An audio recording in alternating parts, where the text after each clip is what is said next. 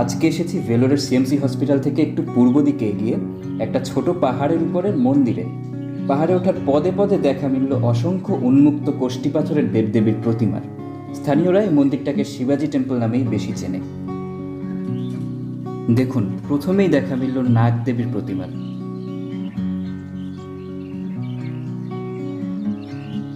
নাগ দেবী। এরপরে সামনে দেখতে পাচ্ছি সিদ্ধিদাতা গণেশ ও তার বাহনকে। সাউথ ইন্ডিয়ার একটা বিশেষ কালচার হলো এখানে ঠাকুরের সামনে তার বাহন থাকে সাধারণত।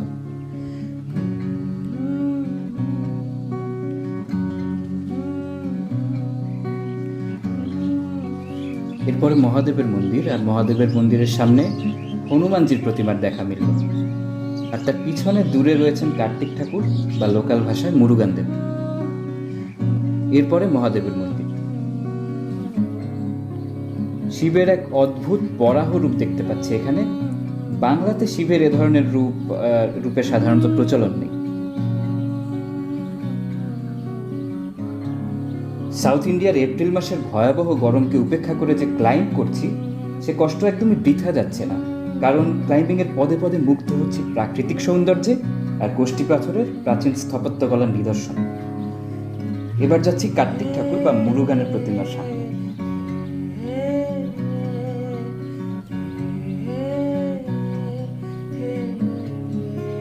বাহন ময়ূরের উপরে বিরাজমান মুরুগান দেব এবং তার সামনেও তার বাহন রয়েছে।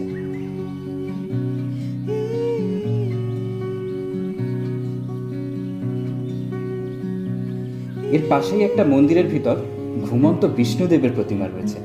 অন্ধকারে ভালো দেখা যাচ্ছে না ভিতরে, তাও চেষ্টা করছি যতটা দেখা যায়। ঘুমন্ত বিষ্ণুদেব।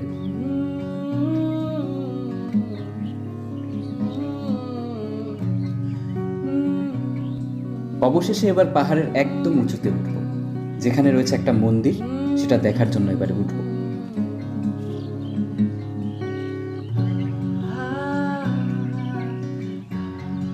অবশেষে উঠলাম পাহাড়ের একদম উঁচুতে। বেলা শেষ হয়ে এসেছে। এখান থেকে ভেলোর শহরটা খুব সুন্দর দেখা যাচ্ছে বিকালের আলোতে।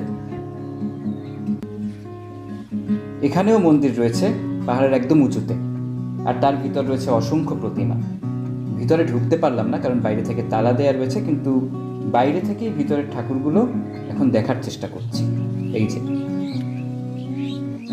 পাহাড়ের একদম চূড়ায় মন্দিরের স্নিগ্ধ পবিত্র পরিবেশ মনকে শান্তি এনে দিল।